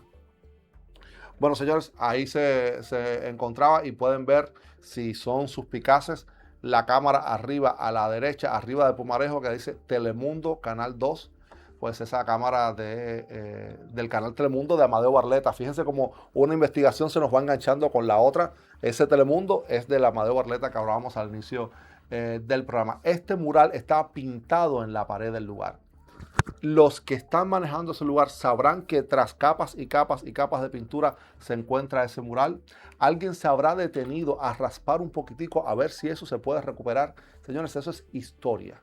Eso es historia. Y este bar fue creado y fundado por el actor Otto Sirgo y fue manejado por él hasta que decidió salir de Cuba en el año 1960, como vieron. Aquí en los Estados Unidos, Otto Sirgo hizo muy poco. No había televisión en español acá, pero logró grabar 3 discos de poesía. En aquel entonces, además con la voz de Otto Sirgo, pues era muy fácil vender estas poesías y poder pues enamorar a todas las jóvenes y las mujeres de aquella época. El último de sus discos, en el último tema de su último disco de poesía, fue una plegaria a la Virgen de la Caridad del Cobre, escrita por él mismo y que decidió declamar de una manera impresionante. Es muy sentido lo que cuenta Otto Sirgo en esta plegaria. Señores, nosotros hemos podido conseguir esa última vez que escuchamos la voz de Otto Sirgo. Escuchen esto. Perdónalos, oh madre, si te olvidan aquellos que más te necesitan. Tú no te olvides de ellos. Virgencita del Cobre, nuestra santa patrona, en el nombre del Padre y del Hijo, perdona y enséñanos a todos a perdonar. Que un día, cuando florezca el huerto de la filantropía, cuando bajen las aguas de la ruda tormenta, cuando en la tierra muda se proyecte y redenta la cruz, aquella de la crucifixión, regresaremos todos al amor y al perdón. Haz el milagro, Virgen. Irrumpen las corolas como la vez aquella que surgiste en las olas. Haz a los malos buenos y a los buenos mejores, como haces en las sombras brotar los resplandores, que cuando tus bondades nos envuelven en luz, eres más madre. ¡Madre! del Señor en la cruz. ¡Salva Cuba, señora del amor verdadero! ¡Que hoy es Cuba, la patria, quien sangra en el madero!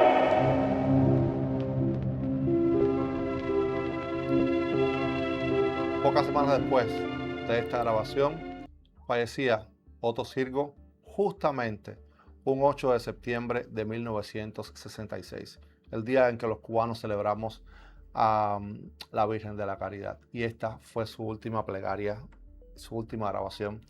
Ya lo escucharon con cuánto fervor, con cuánto amor por Cuba. Otto Sirgo, que también pues, ha quedado olvidado, de alguna manera desplazado por la figura de su hijo y la importante carrera que ha hecho en México a través de sus telenovelas. Pero tuvimos un Otto Sirgo en Cuba que hablaba así, que quería tanto a la isla y que fundó y formó el teatro, la radio y la televisión de nuestro país. Y que según pudimos ver en esa portada de Diario Las Américas, ese día decidió exiliarse después que fue expulsado por sus propios colegas de la Asociación de Artistas de Cuba. Eso también fue muy particular, porque sucedían tantas y tantas cosas y se decían tantas mentiras. En el momento en que interviene la CMQ, propiedad de Guard Mestre, de los hermanos Mestre, pues se le dice a la gente, bueno, Guard Mestre se fue y dejó abandonada la CMQ y el gobierno tuvo que intervenir. Miren cómo cuenta la historia la dictadura. El gobierno revolucionario interviene el circuito CMQ, abandonado por los hermanos Mestre, desde hace tiempo partícipes de la conjura internacional contra Cuba. Se contratan los servicios de prensa latina que sus antiguos dueños, servidores del imperialismo y la mentira, se habían negado a utilizar acatando órdenes de la AP y la UPI. El gobierno revolucionario... De esa manera intervenían CMQ. Lo cierto es que Guard Mestre defendió a CMQ hasta el final.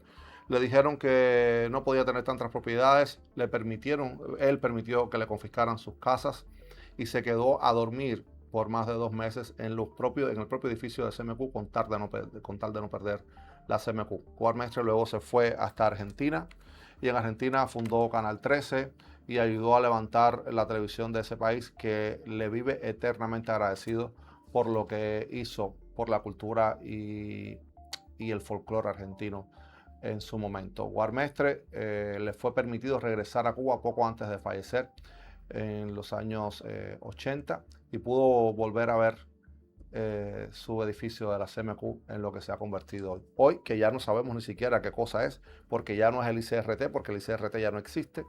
En fin, ya saben ustedes cómo van las cosas. ¿Y cómo van los likes suyos, señores míos? ¿Ya le dieron like a la transmisión? ¿Ya la compartieron? Ustedes que nos están viendo desde Diario Las Américas, un beso gigantesco y mil gracias. Déjenos saber si están disfrutando de estas historias que estamos contando hoy, justamente por cortesía de las portadas de Diario Las Américas. Portadas que nos llevan ahora, aquí hay cosa gorda, dirían en el barrio. Nos llevan ahora a este espectacular titular. Señores, Castro acusa a la Embajada de Estados Unidos de conspiración con sacerdotes fascistas. Y agárrense porque esto está muy interesante. Esto fue ya después de que los sacerdotes antes habían hecho una misa de acción de gracia, pedirle por favor a Diosito, a la Virgen, a todo el mundo que no se lo llevara todavía, que regresara, que su salud estuviera bien. Bueno, aún así, páfata, vino el Señor por atrás y miren lo que le metieron por la cabeza a la Iglesia Católica. Nada, que los acusaron de fascistas. En el cuerpo de esta nota pues se dice que el primer ministro Fidel Castro acusó hoy a la Embajada de Estados Unidos de fomentar en complicidad con sacerdotes fascistas, el conflicto entre la Iglesia y el Estado de Cuba. No hay duda, dice Fidel Castro, de que en la embajada norteamericana han puesto en juego sus últimos peones, dijo el jefe de gobierno en un discurso de 3 horas 36 minutos que pronunció hoy. No hay duda de que el inmundo imperialismo se ha asociado con Franco y el fascismo. Escuchen esto. ¿Para qué hablar de la relación de Fidel con Franco? ¿Te das cuenta? Es que yo vengo a los archivos para relajarme. Vengo a los archivos para no estresarme con todo lo que está pasando ahora y mira lo que me sale. para movilizar a toda la influencia posible por intermedio de cada sacerdote con que puedan contar en el país. El primer ministro dijo también que sus enemigos están tratando de combatir la revolución desde el refugio de las iglesias cubanas. La acusación hecha durante una reunión de los directores de las cooperativas azucareras provocó la gritería de al paredón. Escuchen esto, paredón para los curas, porque allá en Cuba estábamos, la euforia, ya les digo, como mismo están ahora. Igualito que como están ahora, igualito. No me busquen hoy, que estoy, no me puedo estresar. Hay visita, caballero, hay visita, no me puedo enterar. El pueblo provocó la gritería de al paredón que duró 10 minutos. El pueblo pidiendo paredón, mátelo, a todos los curas, mátelo.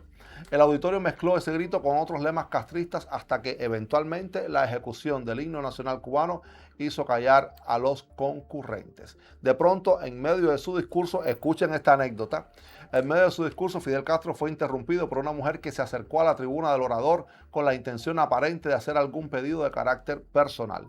La multitud le gritó que se apartara y algunos la sacaron de allí. Dicen que tiene las facultades mentales alteradas, dijo Castro a la multitud. No sabe lo que hace, eso lo explica todo. Cualquiera puede haberse vuelto loco con las cosas que ocurrían aquí. Hambre, sed, miseria, hasta ha disminuido el número de enfermos mentales desde la revolución. De enfermos mentales no hablemos ahora. De hambre, sed y miseria, ¿para qué vamos a hablar ahora? Vaya, de eso, es que de eso no me busquen hoy, no me busquen. Fíjense hasta dónde llegó esta cruzada contra la Iglesia Católica y los curas y el catolicismo en general, que cuando el incendio de la popular tienda El Encanto, en su momento se acusó a los sacerdotes y a la Iglesia Católica de ser los responsables detrás de esto. Porque no se acuerdan. Porque ustedes se quedaron con la historia de que fue un terrorista, de que fue un empleado de la tienda, de que fueron los dueños de la tienda que le dieron candela, que si fue del Valle, que si fue... ¿Se acuerdan ustedes de esa historia que le metieron en la cabeza? No, eso no fue lo que se dijo en su momento. Miren lo que se dijo cuando le dieron candela al Encanto.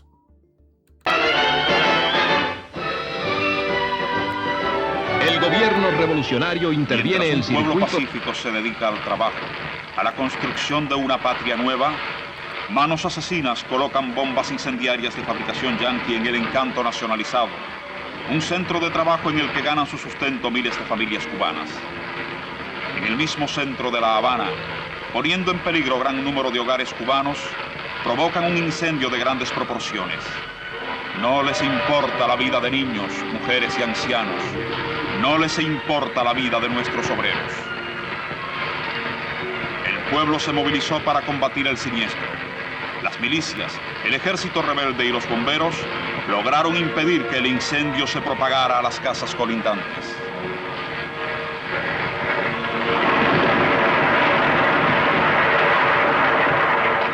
No saben los imperialistas que nunca podrán doblegar nuestra bandera.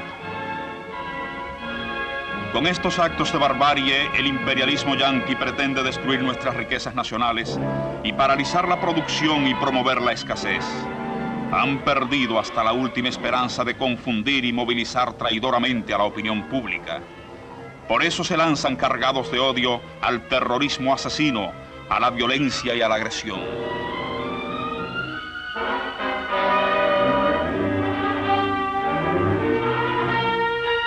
Los trabajadores se movilizan, firman declaraciones de protesta y se lanzan a la calle en manifestación, dirigiéndose a El Encanto para exigir el más duro castigo para los terroristas subvencionados, dirigidos y pertrechados por los esbirros con sotana y...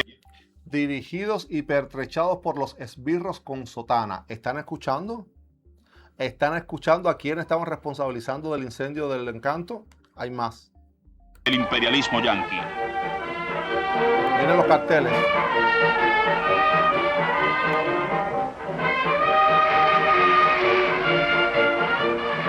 El dirigente de la CTC revolucionaria, Jesús Soto, y el ministro de Trabajo, comandante Augusto Martínez Sánchez, advierten a los gusanos traidores que por cada terrorista capturado habrá un fusilamiento. Y con las aportaciones de todo el pueblo se levantará el Encanto revolucionario. Sí, señores, porque en su momento se recaudó dinero entre todo el pueblo para volver a levantar el Encanto. ¿Qué hicieron con ese dinero? Me imagino que no haya sido la estatua de Fidel Valle, porque no creo que haya costado mucho. Así fue, señores. Así fue este momento en el que pues deciden ellos fajarse con la Iglesia Católica, porque para eso Fidel Castro es el único Dios que podía ver, y era un Dios. Lo pueden ver y lo pueden escuchar de la mano del pueblo. Ahí lo pueden ver. Es lo que pasaba en aquel entonces. No repitamos, no repitamos. Señores, vamos a continuar revisando las portadas, algunas de las portadas que nos llamaron la atención de Diario Las Américas. Estamos más que agradecidos de que nos hayan permitido acceder a sus archivos y poder repasar estas noticias vistas ahora desde aquí, desde el exilio, y poderlas empatar con cómo se veían desde allá. Espero que ustedes estén disfrutando esta transmisión tan especial de hoy día viernes, espantados de todos, refugiados en los archivos, y espero también que puedan compartirla a través de sus redes sociales con sus amigos, sus seguidores, sus familiares. Sus likes nos van a decir si les gustó o no, si lo hacemos de nuevo o si mejor nos quedamos con lo de siempre. Y también, señores, sus comentarios. Déjennos saber, ¿conocían de esto? ¿Sabían de que inicialmente pues responsabilizaron a los sacerdotes o a la Iglesia Católica del incendio del Encanto? ¿O conocían de la existencia del Café de los Artistas, que hoy es Bulería? ¿Sabían, recordaban a Otto Sirgo, este actor cubano? ¿Conocían de Amadeo Barleta? Señores, déjenme saber todo sus historias en el chat y también en los comentarios de este programa. Mil gracias a los que ya lo están haciendo. Ustedes son los mejores del mundo mundial, los mejores. Queridos, vamos a otra de estas portadas, y esta vez viene cargadita. Esta portada está a primera página, 8 columnas. El titular diciendo: embajador de Estados Unidos en Cuba no podrá salir del vedado. Y esto pues fue hecho en reciprocidad, dicen ellos, con lo que el gobierno norteamericano había hecho con Fidel Castro, que no le permitió moverse más allá de la ciudad de Nueva York cuando Fidel estuvo allí acompañando a la delegación cubana ante la Organización de las Naciones Unidas. En la nota se lee claramente diciendo que el gobierno del primer ministro Fidel Castro impuso hoy restricciones a los movimientos del embajador de Estados Unidos, Philip Bonsal. Es el último embajador que tuvimos en Cuba. Recordemos que ahora aún no tenemos embajador. Tenemos encargado de negocio, pero embajador no tenemos. Al tiempo que milicianos, el señor Mike Hammer, abrazo y respeto al señor Mike Hammer. Al tiempo que milicianos armados tomaban posiciones en 3 bancos norteamericanos como posible preludio a la incautación. Se llamaron los bancos porque así era Fidel. Las nuevas decisiones del gobierno cubano agudizarán indudablemente las relaciones entre ambos países, que amenazaban con desembocar en la ruptura. El ministro de Relaciones Exteriores, Raúl Roa, entregó una comunicación a Bonsal informándole que sus movimientos deberán limitarse al distrito del Vedado, donde se encuentra la sede de la embajada, mientras Castro permanezca en Nueva York. El embajador norteamericano solo podrá abandonar ese distrito para viajar a su residencia oficial, siguiendo la ruta acostumbrada. A saber Dios cuál es la ruta acostumbrada. La nota cubana señala que el gobierno se ha visto obligado a tomar esta medida en represalia ante las arbitrarias limitaciones impuestas a Castro durante su permanencia en Nueva York, donde presidirá la delegación de su país a la Asamblea General de las Naciones Unidas. De esta manera se reflejaba en Diario Las Américas esta prohibición, pero en Cuba también se le contó a la gente, pero se le dio un pequeño matiz. Miren cómo se contó en Cuba esta nota.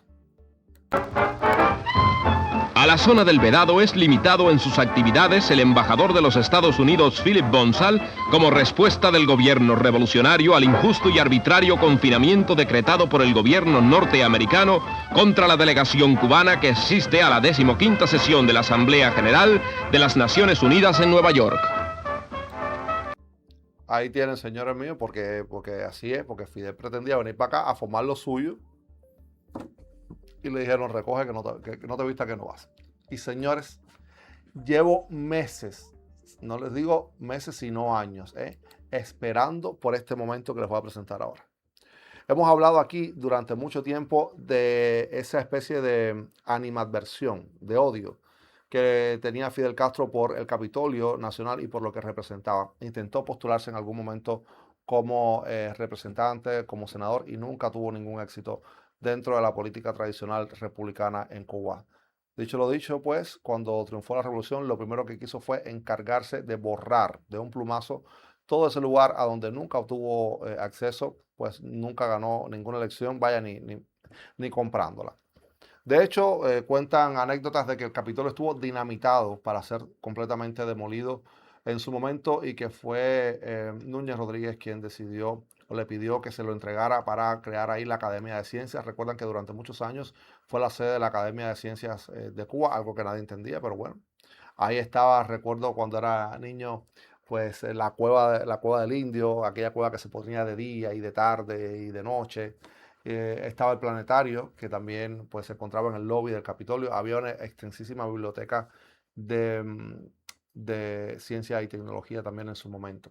Bueno, pues esta Academia de Ciencias luego regresó a la cordura cuando Eusebio Leal decidió restaurar el Capitolio y devolverlo a sus funciones originales, terminar esta obra que nunca fue terminada, porque los cubanos no terminamos las cosas desde hace una pila de tiempo. Le faltó pues terminar la tumba al Mamí desconocido abajo de la escalinata. Le faltaron unos murales que Menocal iba a pintar a la entrada de cada uno de los hemiciclos desde el Salón de los Pasos Perdidos, que nunca se completaron los murales y tampoco se han hecho hasta ahora. Y faltaron dos fuentes que iban a estar en los jardines del Capitolio, para las cuales solo se hizo el redondel donde iba la fuente, pero nunca se pusieron las fuentes. También faltaron los bustos de los mártires de la patria que estarían sobre los pedestales que están en el parqueo alrededor de la escalinata principal del Capitolio, tampoco se pusieron ahí. Así que cuando se da su vuelta por el Capitolio, sepa que ahí tienen, cuando vean los círculos, esos círculos gigantescos que hay en el jardín, iban a ser dos fuentes. Y cuando vean esas columnas que parecen pedestales sin ningún sentido en el parqueo del Capitolio alrededor de la escalinata, también iban a ser pedestales para bustos de nuestros mártires reconocidos de la historia de nuestro país. Señores, en ese Capitolio se hizo de todo. Fue una clínica dental, fue la sede de las milicias de tropas territoriales del municipio Centro Habana. Se practicó tiro en el Salón de los Pasos Perdidos y sí, señores míos, se hizo la Feria de la Vaca. Para recaudar dinero para la reforma agraria, se convirtió el Salón de los Pasos Perdidos en un gran establo en donde expusieron ejemplares, animales de todo tipo y también las áreas del parqueo. No habíamos conseguido la imagen gráfica de ese momento, pero señores, en este programa lo hemos conseguido para que ustedes vean qué locura hizo Fidel Castro en aquel entonces. Miren esto. En el Capitolio Nacional no se reúnen ya politiqueros y manengues. Ahora los sectores populares y los sindicatos hacen realidad la petición de Fidel y donan vacas lecheras que son concentradas en los jardines. Pronto cada cooperativa cañera contará con una vaquería. Así se contó en el noticiero ICAI esta locura de hacer una feria de la vaca en el Capitolio. Es una manera de borrar, de burlarse, de humillar por completo lo que el Capitolio significaba. Y ahí comenzó también esa disociación que tenemos los cubanos de confundir patria con revolución, o país con revolución, o gobierno con Fidel Castro, y mezclarlo todo de un plumazo y no entender lo importante que fue el Capitolio de la capital cubana, lo importante que fue la República, lo importante que hoy nos llamemos, bueno, ya no sé si hubiera preferido habernos quedado españoles y seguir siendo colonia, o nunca haber terminado el enmienda Platt, o nunca haber salido del protectorado estadounidense. Miren Puerto Rico hoy, miren las Filipinas hoy y mírenos a nosotros como estamos hoy. ¿Qué les puedo decir, señores míos? Es noche de viernes. Si nos permite este programa, pues hacer este tipo de comentarios así al aire. Yo quiero agradecer infinitamente la compañía, el cariño, los likes, los comentarios que le han dado a esta transmisión. Agradecer una vez más y siempre la posibilidad que Diario Las Américas nos ha brindado de poder acceder a toda esta información, a toda esta historia que está recogida en sus páginas por más de 73 años y que nos permite recontar la historia, ahora sí, desde la verdad, desde los hechos, la historia de nuestro país y de nuestro exilio y de esta ciudad también, desde las páginas de Diario Las Américas. Mil gracias a los que desde la plataforma Diario Las Américas se conectan con nosotros cada noche de viernes en esta transmisión simultánea que hacemos. A ustedes, los amigos habituales de Today, agradecido eternamente. Y sepan que regresaremos este lunes en riguroso directo, como cada noche de lunes, miércoles y viernes a las 9 de la noche para contar lo más importante que ha estado sucediendo en Cuba y en el resto del mundo. Espero que ustedes nos puedan acompañar. Por supuesto que cuento con cada uno de ustedes desde su casa, desde su dispositivo móvil, muchas gracias. Todavía está a tiempo de dar like si no lo ha hecho. Y si ya lo hizo, señores, ustedes son los responsables de que sigamos acá. Señores, nos despedimos hoy, noche de viernes, como cada día que tenemos la oportunidad de encontrarnos. Queridos míos, lo primero que les tengo que decir, sean inteligentes. No dejen que los tupan nunca, ni los de aquí y muchísimo menos la gente de allá. Y señores, por más que cueste trabajo a veces y que sea difícil, sean felices, que a eso venimos a este mundo. Señores, buena noche, nos vemos el lunes, buen fin de semana, descansen y pásenla bien, que al final son 2 días y miren, se va volando. Nos vemos el lunes, buena noche, descansen.